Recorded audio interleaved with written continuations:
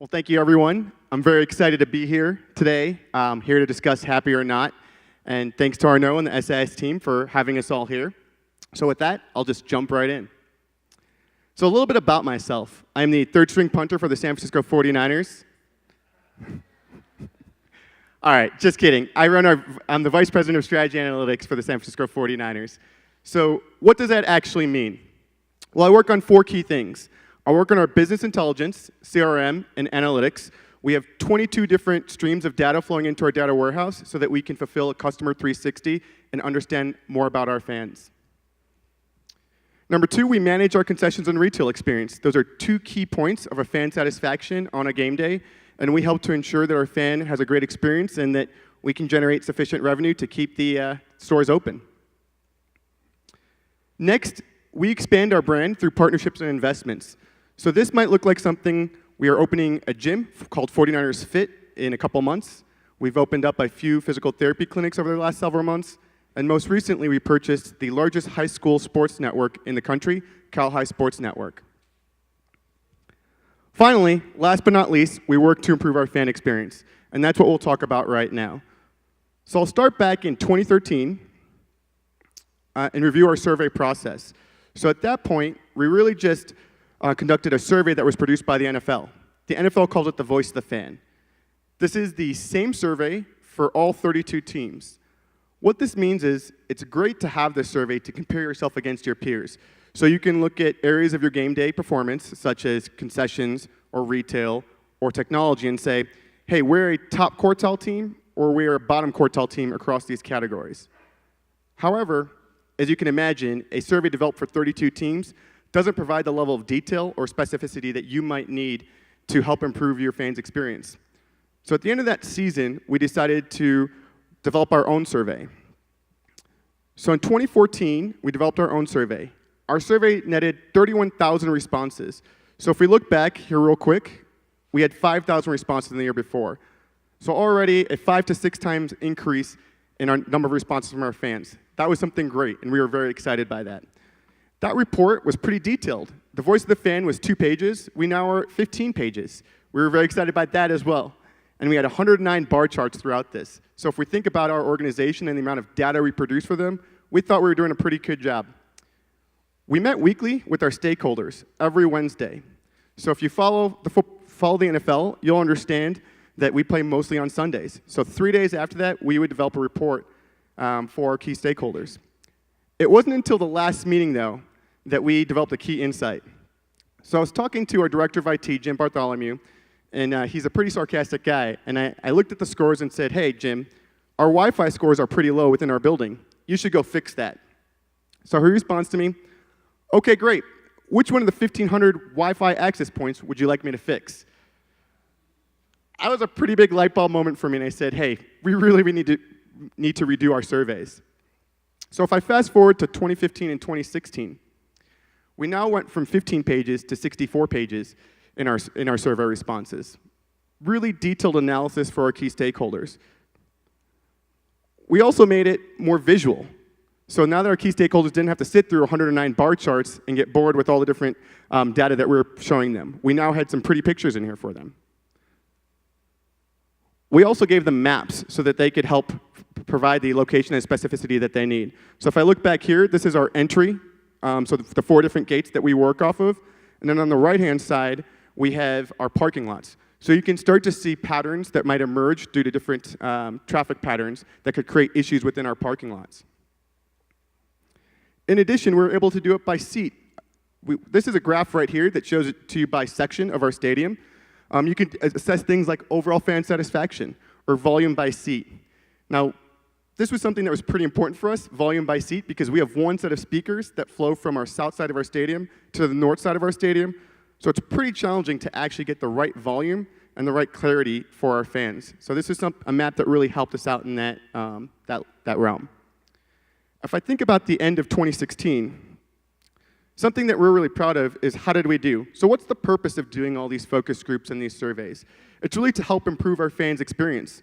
So if I look back at 2015 and 2016, we made over 100 different improvements across all these 6 different areas in our stadium. That's something that I'm very proud of, and I know that our key executives are very proud of, all the fan enhancements that we're able to make so that our fans can truly have the best experience possible. However, at the end of the 2016 season, our president, Al Guido, came to me and said, hey, Moon, these surveys are great. I really like the effort that you're putting in here. Can you get these reports to us sooner? So as I highlighted, we were developing these reports by Wednesday after Sunday. So I said, okay, Al, maybe I can redo this. If I redo some workflows, I can get it to you by Tuesday. I looked at him, and he didn't look very happy with me. And I said, okay, Al, I can really rework things and push the team really hard, and I'll get it to you by Monday night. And I could still see the look on his face, and he was not happy. So I said, Al, when do you want those reports? And he said, in real time. And I said, that's going to be very impossible. I don't know if we can do that. But if I fast forward a couple weeks later, I was actually visiting Sarah here in New York, and on my way back from the airport, I ran into a Happy or Not kiosk. How many people here have seen a Happy or Not kiosk before? Okay, so that's probably about 10% of you, so not too many. These kiosks were developed in Europe, in Sweden, and they really just have 4 buttons on them. There's 2 smiley faces and 2 frowny faces. And the kiosk will just ask you one simple question. How is your screening experience today? I've seen them in a lot of airports, and my question there was, how is your TSA line today? And you can just simply push one of the buttons. The beauty of Happy or Not is actually its simplicity. So you generate a lot of customer feedback by virtue of just having one touch point that a fan can hit. So if I look at 2017, we received 220,000 responses that year on these Happy or Not kiosks. And this is a good picture of what it actually looks like in a question that we ask. So we ask, how is your concession experience today? And our fans are pushing those buttons. They're pushing them at record levels. The first day that we deployed them, Happy or Not actually gave us a phone call. And they said, you just broke our record for most impressions in a single day on your first day of deployment. We had received 18,000 responses in our first game.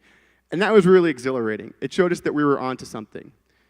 If I look back at that first day, we were developing reports every 15 minutes now, and we were able to take those reports and send them to stakeholders and say, hey, these stands or these screening areas have specific problems. We should look into them. When I look back at that season, though, one thing that I really wanted was to do it in real time. So we went from giving reports the Wednesday after to developing every 15 minutes a separate report for our stakeholders. Definitely a big improvement, but I was still searching for real time. So these are the reports that we're getting every 15 minutes, and I wanted to just show you some of the questions that we did ask. So 280,000 responses over the last 1.5 seasons. So how is your concessions experience? How is your guest service experience? How is your parking experience? Please rate the cleanliness of this restroom. So as you can see, very simple questions, just one question, no follow-up necessary, but the power of it is the large number of responses that you're able to address in real time. So if I'm looking at this past season, what we're able to do is move on from the 15-minute reports to actually developing a mobile app.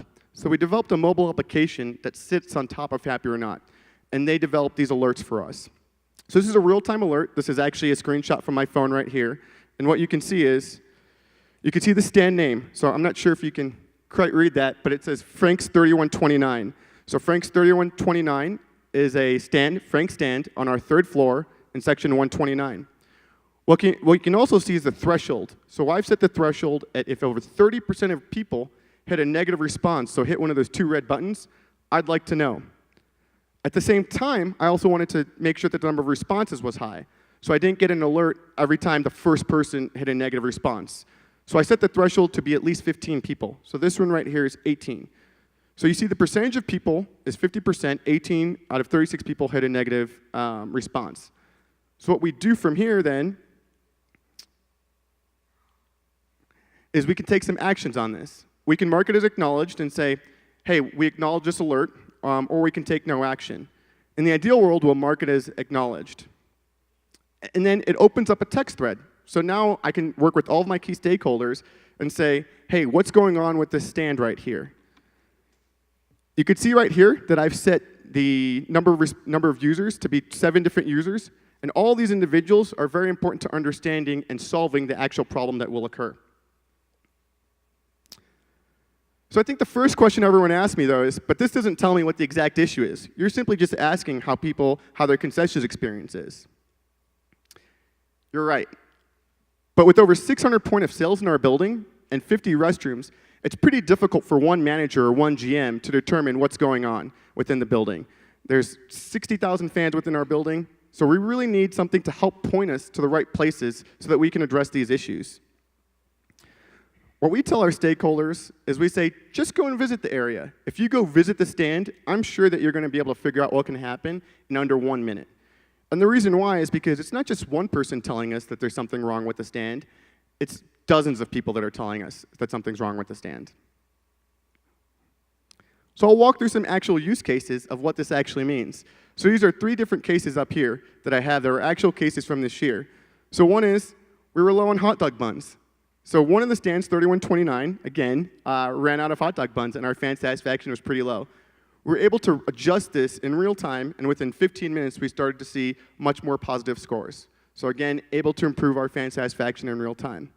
Something simple in the restrooms. We had toilets clogged.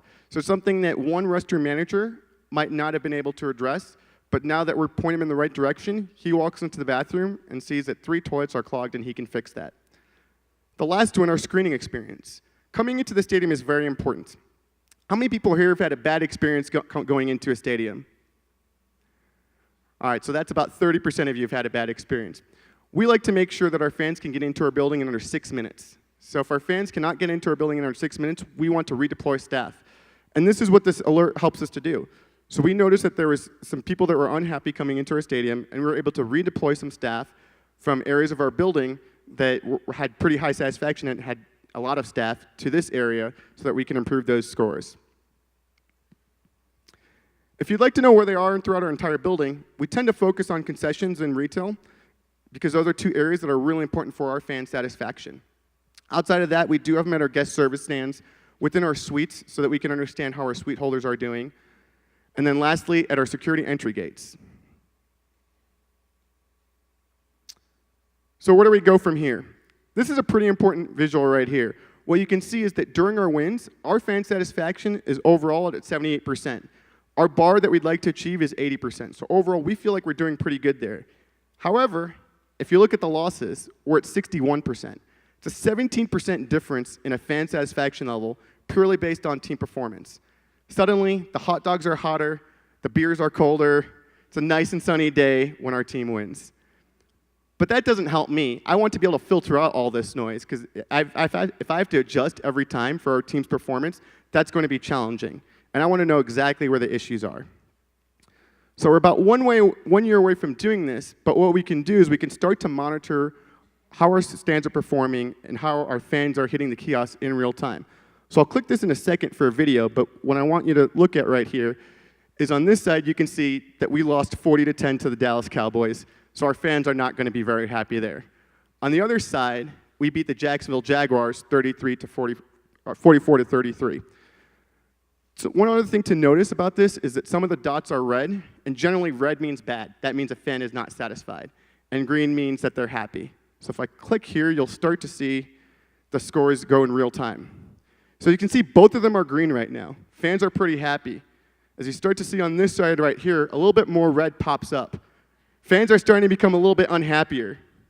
Same exact time frame on the other side, fans are pretty happy when we're winning. Now when you see we start to lose now you start to see it really go red. So our fans are becoming a lot more disgruntled and not as happy. And the goal of doing this is to actually just filter out the team performance so that we can address real issues in real time. And with that, I'll kick it over to Dustin and Sarah.